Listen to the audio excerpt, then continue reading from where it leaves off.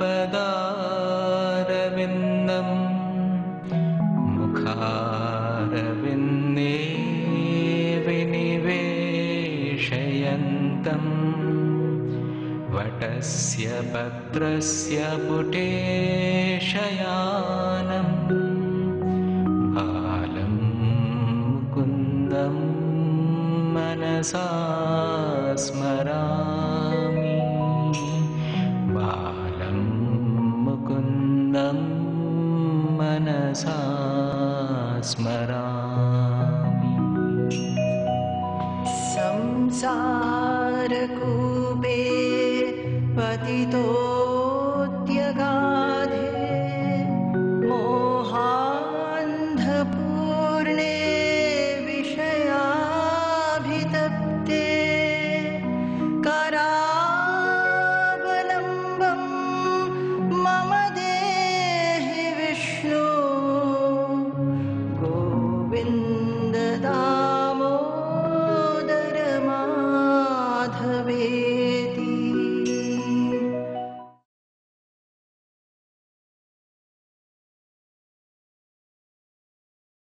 Unaffectedness is liberation. What is our problem? Why is our grief and suffering? Because by everything that happens, we become affected. If we can go to that state of unaffectedness, that is liberation, that is freedom.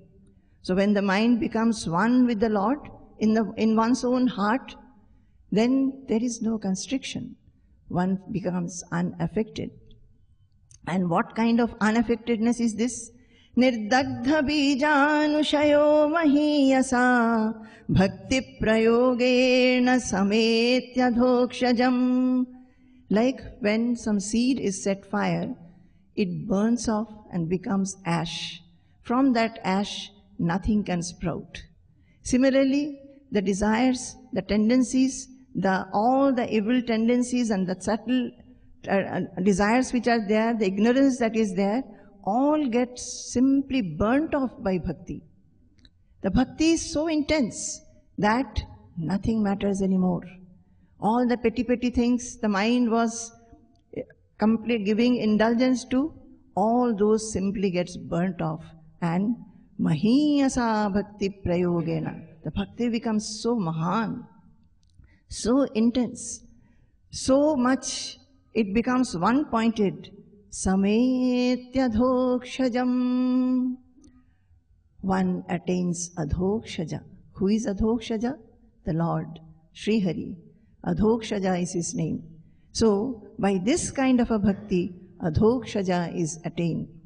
Adhokshajalambhamiha shubhatmanah sharirina samsriti chakrashatanam tad brahma nirvana sukham vidurbudhaha tato bhajadhvam hridaye hridishwaram tato bhajadhvam hridaye hridishwaram tato bhajadhvam hridaye hridishwaram. So by this kind of a bhakti, which Akrura is having. Why I am telling you these slokas? Because Akrura had this bhakti. He had been constantly thinking of Lord Krishna, and now he has come to Vrindavan. And he saw the footmarks of Lord Krishna. He felt that, oh, Krishna has been going this way. These are Krishna's footprints. And this is the dust of his feet. He jumped from the chariot and he started rolling on the ground and smearing that dust all over his body. He had attained that bhakti. He attained that state where right from the time when Kamsa told that you go, and he took to that chariot, he started going, and now he has come there. All this while he has contemplated on the Lord alone, nothing else. And he has reached that bhakti which is one-pointed, and he has attained the adhokshaja. He has become one with the Lord at this time, the highest attainment a human being can have in this life. Unfortunately, we do not understand that. We feel our attainment is our degrees, our status, our post, our profession, our business, our money, and our bank balance, everything we give importance. We feel that is the attainment in life. But, dear souls, that is not the attainment in life. Having had all these things, one is not happy. We have to understand why we are not happy, why we are lacking, what we should seek so that we are happy ever and ever and ever. So, Akrura is attaining that, he has attained that. Adhokshajalam bhamiha shubhatmanah. Actually, right at that moment, what has happened? Because of mahiyasa bhakti, the intense bhakti, the upsurge of bhakti that he had, he feels he is embraced by the Lord in his own heart. That embrace, which is much, much superior than any other embrace in this life, he has had this. And he feels purified, he feels free, he feels completely liberated. Tad brahma nirvana sukham vidurbudhaha tato bhajadvam hridaye hridishwaram. That is the Brahma Nirvana Sukha. Much, much, much higher and supreme than any other happiness, Brahma Nirvana Sukha. And that is why Bhagavatam is saying, it is declaring again and again, O devotees, worship Him. Worship the Lord in your own heart, which Akrura did. Akrura had not met Krishna so far. He was only going. But he was contemplating on Him, and he was thinking about Him, and he found Him in his own heart. He is yet to see Krishna. Now, he was rolling and rolling. While he was rolling, Dadarsha Krishnam Ramam cha Vraje Godohanam Gatau Pita Nilam Varadharau Sharadam Vuruhe Kshanau. He was, just imagine the scene. It's a very beautiful scene actually. Very, very beautiful. I am thinking that my words are not sufficient to bring about that, to draw that picture in our own minds. It's such a beautiful scene. He has reached Vrindavan. He is rolling on the ground, thinking every particle of dust is Krishna himself. He is trying to smear the dust all over his body. And from a distance he saw in the courtyard where milking is going on, Krishna and Balarama are standing. He has come to that point where he sees Krishna now. All this while he was trying to contemplate upon Krishna, see him in his own heart. Now he has located Krishna and his eyes have fallen on Krishna and Balarama. How do they look? Pita Nilam Varadharau Sharadam Vuruhe Kshanau. One is wearing a yellow dress. Krishna wears a yellow dress and Balarama wears a Neela colored dress, blue colored dress. And they were having eyes like red lotus. So he's watching from a distance.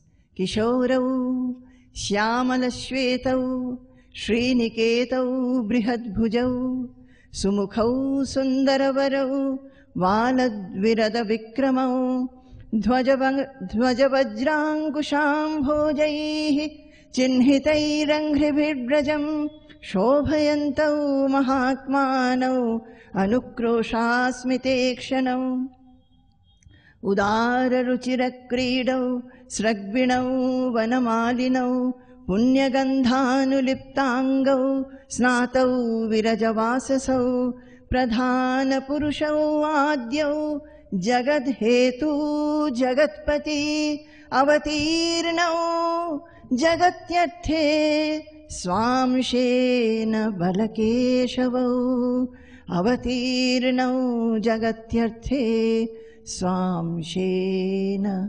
Balakeshavau. Dear devotees, Krishna has come in front of our eyes. Avatirnau, he has descended. He is just here and he looks like this. Kisharau Kisharau Shyamalashvetau. He is a Kishora. And these words are being used for both Krishna and Balarama. Both were of the same age, brothers. Only their complexion was different. Krishna was Shyama color and Balarama was fair. Kisharau Shyamalashvetau. One is Shyamala, another is Shweta, white. Shri Niketau Brihadbhujau, abode of Shri Lakshmi. Brihadbhujau, long arms they had. Sumukhau Sundaravarau, very pleasant face. Sundaravarau, very beautiful to look at. What is beauty? We feel my wife is beautiful, my daughter is beautiful, my son is beautiful. This is much more than that. This beauty never perishes. This beauty is worthwhile to be seen by everybody who has eyes to see. Drishiman Mahotsavan. This beauty is such that whoever sees it will give him Mahotsava, a festivity in the mind. Sumukhau Sundaravarau Balad Virada Vikramau. They had power like young elephants. Dhvaja Vajrankusham Bhojaihi Chinhitair Angribhir Brajam Shobhayantau Mahatmanau Anukrosha. They had the footmarks, flag, thunderbolt, hook and lotus. And this was adding to the splendor of Brajabhumi, Vrindavan. They were Mahatmas. They are noble and high-souled. And when they looked here and there, in their looks and in their smile, they only radiated love and compassion. Udara ruchira kridau sragvinau vanamalinau punyagandhanuliptangau snatau virajavasasau. And they have taken bath, they have worn beautiful dress, they have smeared sandal paste all over their body, so they are very fragrant. They are wearing different garlands of Banamala, the wild flowers, and also they are wearing necklaces of pearl. Udara ruchira kridau. In their movements, there was sublimity and it attracted everybody. Pradhana Purushau Adyau. In them, he saw, are you imagining? He is seeing from a distance. He has not gone there. Pradhana Purushau Adyau. He saw the incarnate Lord in them. And he is the original being. Jagad Hetu Jagatpati. He is the cause of the whole world. From the Supreme Lord, this whole world has come. He is the cause. Jagatpati, master of the world. Avatirnau Jagatyarthe Swamshena Balakeshavau. He is the master. He is the Jagatpati, master of the world. And he is the Jagat Hetu, he is the cause of the world. And he is the original supreme being. But then, why he has come here? As Krishna, and a part of him is Balarama, because he has come avatirnau jagatyarthe, because of the necessity and need which the earth had at that time. The earth was having lot of adharma at that time, asuras and rakshasas, and good people were being tortured. So he has taken birth in this world by his own ichha, by his own will. From a distance he felt, Disho vitimira rajan kurvanau prabhavasvaya yathamarakatas shailo ropyascha kanakachitau. He felt that they are two mountains, emerald color mountains, and lined by golden and silver lines.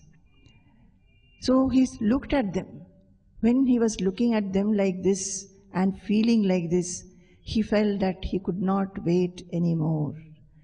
Rathat turnamavaplutya sokrura sneha vihvalaha papata charanopante dandavat Ramakrishnayoho.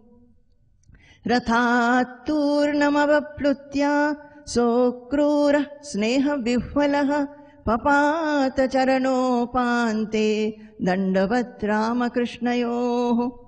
Exactly as he had thought, that when he sees Lord Krishna, he will jump out of the Ratha and he will fall at the feet. Exactly that he did.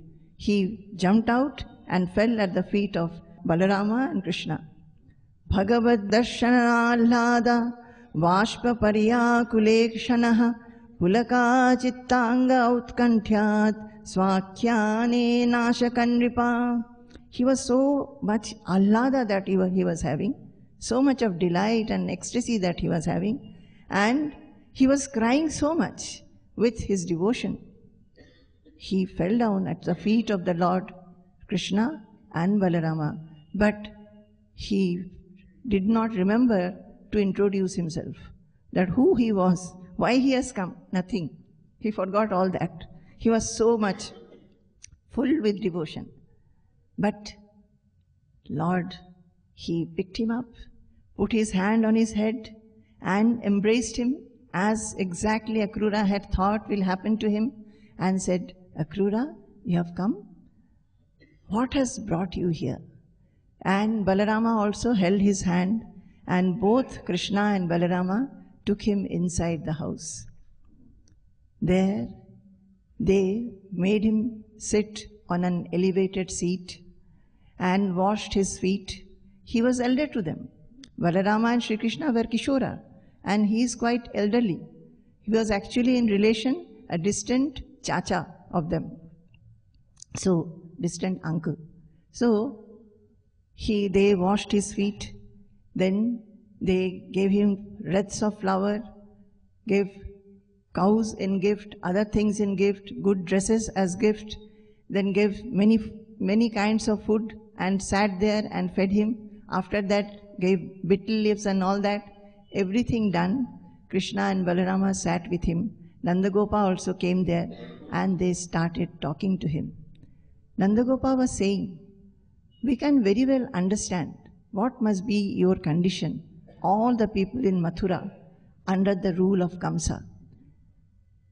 Anyway, please tell us the people that we know of, how all of them are. Krishna and Balarama also asked the same thing, that we understand that your condition is like sheep staying with a butcher. That is, the butcher will be any time killing you. So you are staying with him. So please tell, what is the condition of the countrymen there, and tell us also why you have come. Akrura tells, at that time he discloses everything. He tells what Kamsa has heard from Narada, that Krishna is the son of Vasudeva and not Nandagopa, that this exchange was done on the day of birth of Krishna, and now Krishna has grown up. Kamsa has come to know that he is the one who is going to kill him. And that is why Akrura has been sent to take Balarama and Krishna to Mathura, so that in the name of a Malla Yuddha, wrestling match, Krishna can be killed. Hearing all that, you know what the two brothers did? They laughed heartily. They laughed and said, okay, doesn't matter, we'll go there. Akrura also said, Kamsa has given invitation to Nandagopa and everybody in this cowherd settlement to come there and witness this Dhanur Yaga, the bow ceremony, and also see the wrestling match. And you must take milk and milk products in your carts as much as you can, because that will be necessary to feed everybody. So Krishna and Balarama did not tell Nandagopa and the elders there what was the plan of Kamsa. But they knew, and they thought that they will simply go.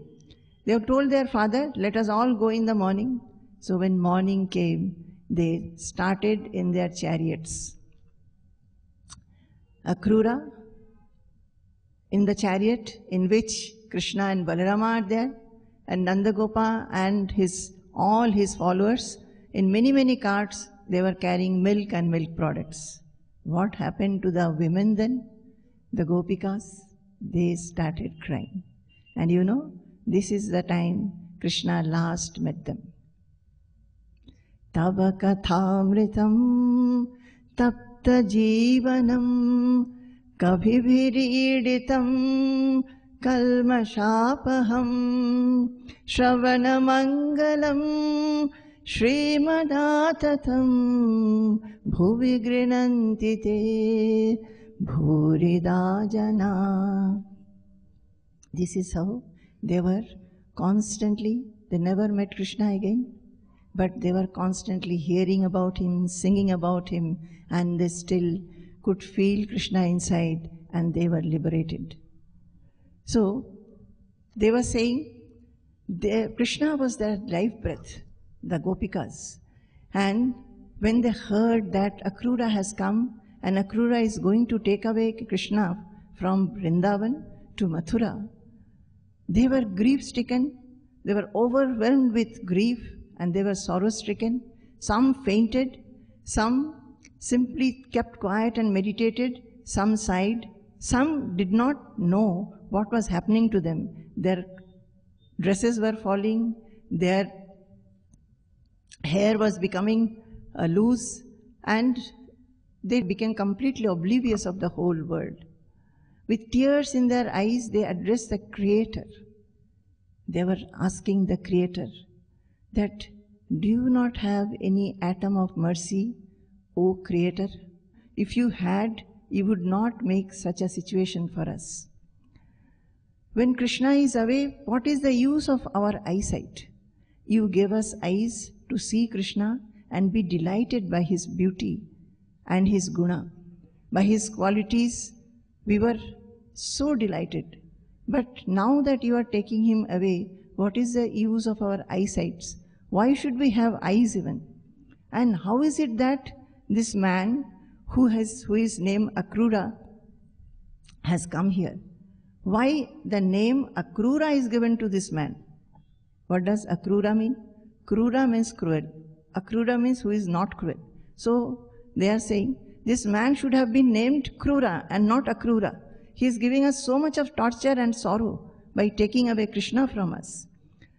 And some of them said that we will go and obstruct the chariot. We will not allow the chariot to move from here. All these they were thinking, but they could do nothing. The chariots were going. They ran behind the chariot as long as they could. Then Krishna looked at them and said, I will come back soon. But he could not. This was the end of Krishna's Kaishora. When he went to Mathura, he was still young, and when he killed Kamsa, Jarasandha, the father-in-law of Kamsa, attacked Mathura so many times that Krishna got involved in ruling the country, in making everybody safe. So his mind was not in play at all. So this is Akrura's story. When Akrura took Krishna and Balarama to Mathura, he requested Krishna, please come to my house. Krishna said, I have come for a particular mission. Till that mission is over, I do not want to do anything else. So after Kamsa was killed, Krishna went to Akrura's house, and there Akrura worshipped him, washed his feet and worshipped him, and Krishna told him, see, you are a devotee who is of a high nature. You are a devotee who has devotion of the supreme kind. When we go to pilgrim centers or we take bath in rivers or other holy water, we feel we are becoming pure. It is not that the holy waters are not holy. It is not that the pilgrim centers are not holy.